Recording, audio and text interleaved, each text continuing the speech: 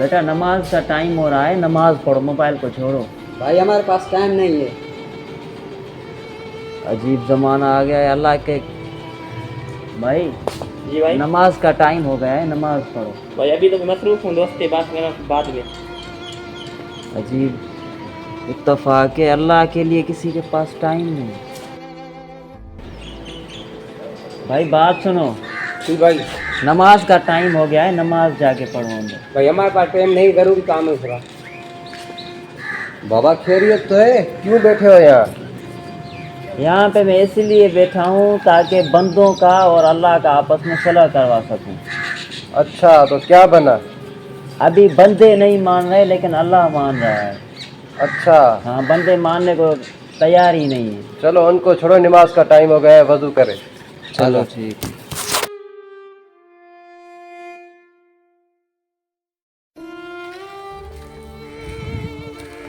हाँ, ये दरवेश इधर क्या कर रहा है कब्रिस्तान में? यार कुछ दिन पहले मैंने इनको मस्जिद के बाहर देखा था।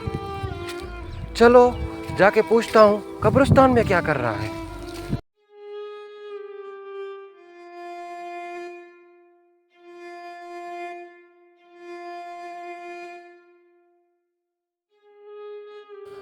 अस्सलाम वालेकुम बाबा। वालेकुम सलाम। बाबा आपको मैंने कुछ दिन पहले मस्जिद के बाहर देखा था, आज आप कब्रिस्तान में बैठे, खैरियत तो है? मस्जिद के बाहर तो ठीक था, लेकिन कब्रिस्तान में क्या कर रहे हैं?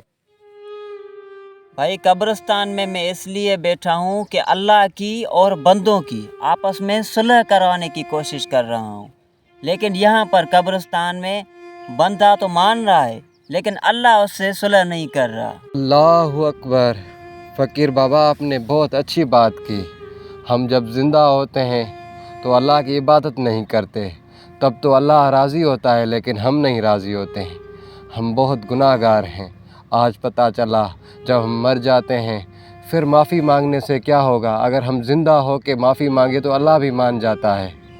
आपने बहुत अच्छी बात की, हमसे बहुत गलती हो गई है। इंशाअल्लाह आज से हम अल्लाह की इबादत करेंगे और अल्लाह से माफ़ी मांगेंगे ताकि हमारा रब हमसे राज़ी हो जाए। बेशक। देखो ना भाई, आदमी जब जिंदा होता है अल्लाह की इबादत बिल्कुल नहीं करता, अल्लाह का जिक्र बिल्कुल नहीं करता, ना नमाज, ना रोज़ा, ना ज़कात, ना हज, उसको कुछ भी याद नहीं होता।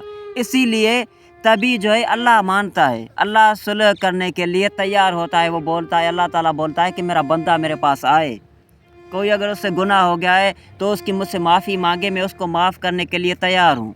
लेकिन जब आदमी मरता है तो हर वक्त उसको ये दुनिया याद आती है। काश यार इस दुनिया में मैं नमाज़ पढ़ता, रोज़े रखता, अपने वालिदैन का एहतराम करता, बड़ों की इज़्ज़त करता, छोटों से प्यार करता, तो ये दिन देखना ना पड़ता। इसीलिए जब कब्रिस्तान में उसको दफन किया जाता है तभी बंदा सुलह करने के लिए राज़ी हो जाता है, लेकिन खुदा जो है ना वो सुलह करने के लिए राज़ी नहीं होता, क्योंकि वो टाइम खुदा का होता है। समझ में आई बात? वो बंदा जो है खुदा के पास होता है। अजाब दे, जन्नत की ठंडी ठंडी हवा दे या दोज़ख की गरम गरम हवा दे, वो अल्लाह ही जानता बेशक है। बेशक, हकीकत है जब हम मिट्टी में मिल जाते हैं फिर हमारी क्या औकात, हमारी आखिरी आरामगाह ये है।